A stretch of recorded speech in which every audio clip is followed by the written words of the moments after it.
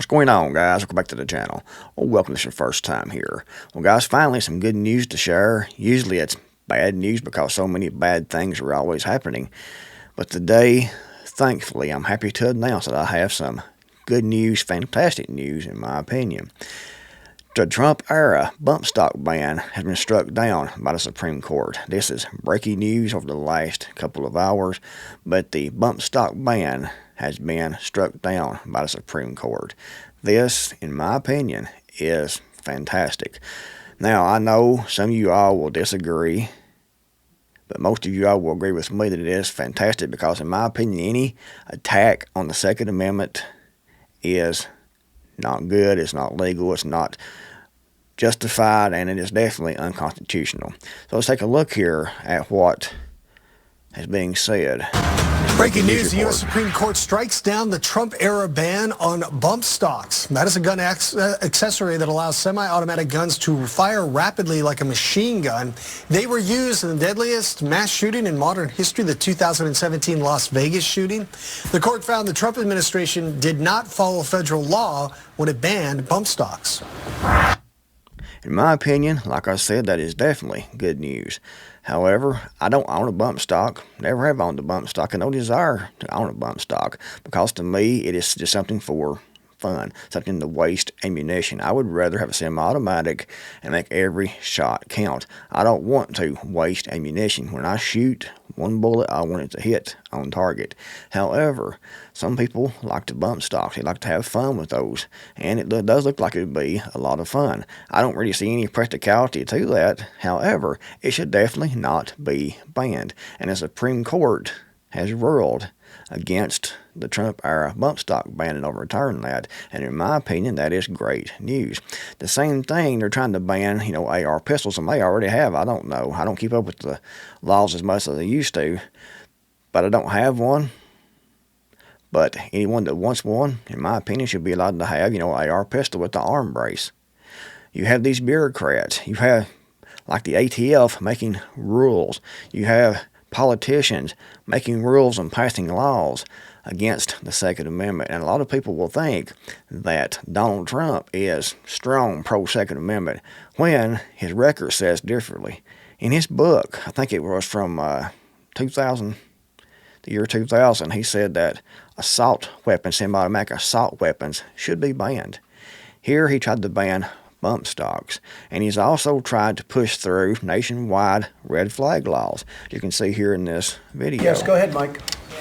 Well, in the category, you've spoken about it, Mr. President, gun violence restraining orders, they're called. California actually has a version of this, and I think in your meeting with governors earlier this week, individually and as a group, we spoke about states taking steps, but the focus is to literally give families and give local law enforcement additional tools if an individual is reported to be a potential danger to themselves or others.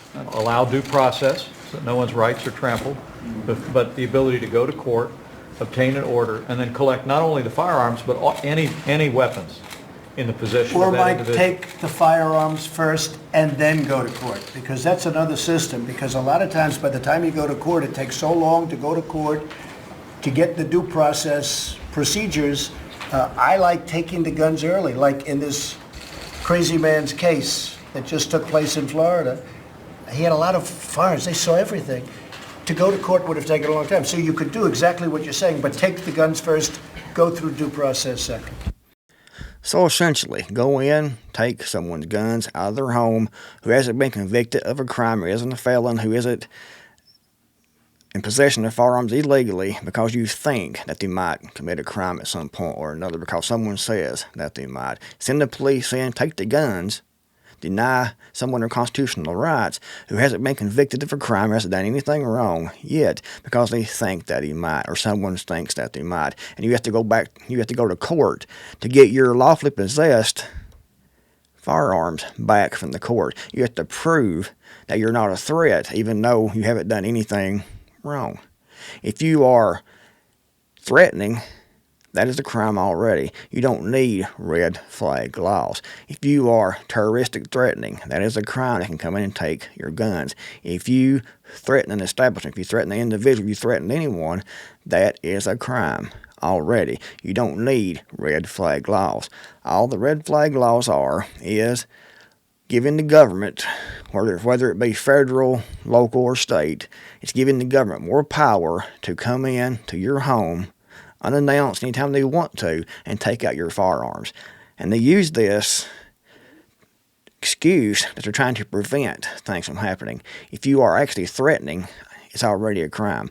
There's already laws on the book for people who are threatening. If you threaten a school, the cops will be at your house in a few minutes and take your guns and take you to jail for threatening. If you threaten your neighbor, the same thing can happen. It's already a crime. You don't need red flag laws. But as we see here, Donald Trump supported red flag laws. He supported bump stock bans in his book. From 2020, he supported semi-automatic assault weapons bans.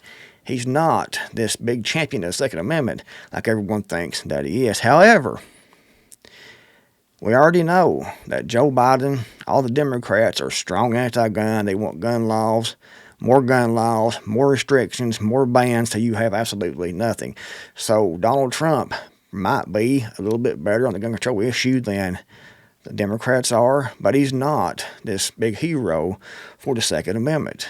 I'm not saying not to vote for Donald Trump because what choice do you have? Joe Biden, Gavin Newsom, Big Mike. I mean, really? We know what they are already. But I think it's a shame that we don't have at least better candidates to pretend that we actually have a choice, a better choice. We have this. I mean, to me, it is unfathomable that this is the best that both sides can do, in my opinion.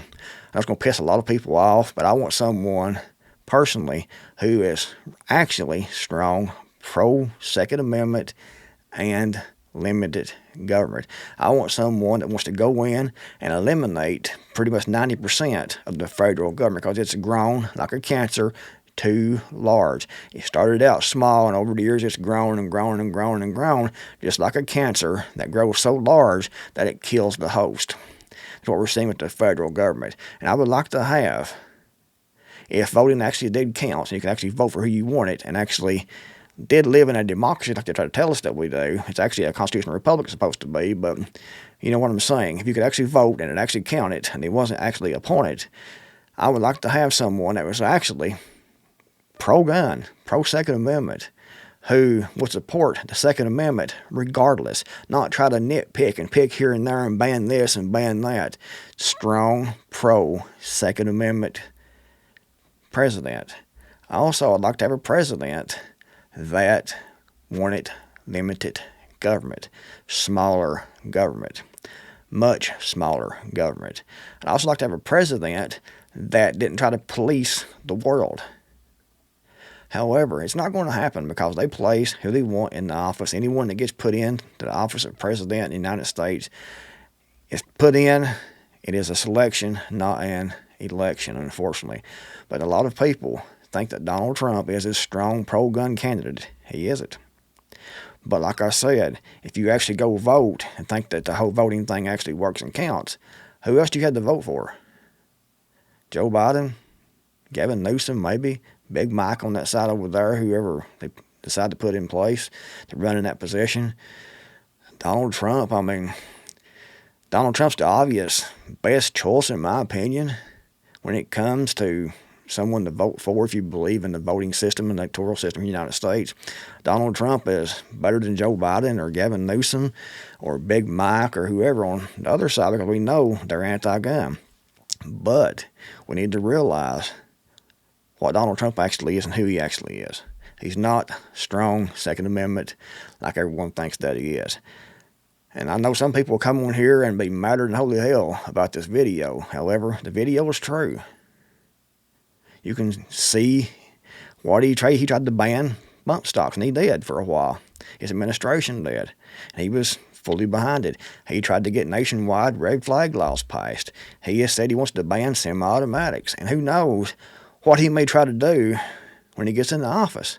But what choice do we have? We had no choice. I mean, what's the alternative? Joe Biden?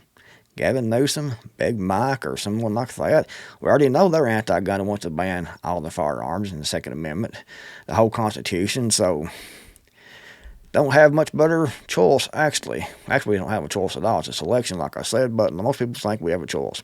Anyway, I'm rambling on because this just came down, and I was excited about this news. Even though I don't own a bump stock, don't plan on ever owning a bump stock, I don't really see any use for it myself. But some people want one, and you should be allowed to have one under the Second Amendment of the Constitution of the United States. Thanks for watching the Creekmore Matter, and I'll see you all in the next video, hopefully.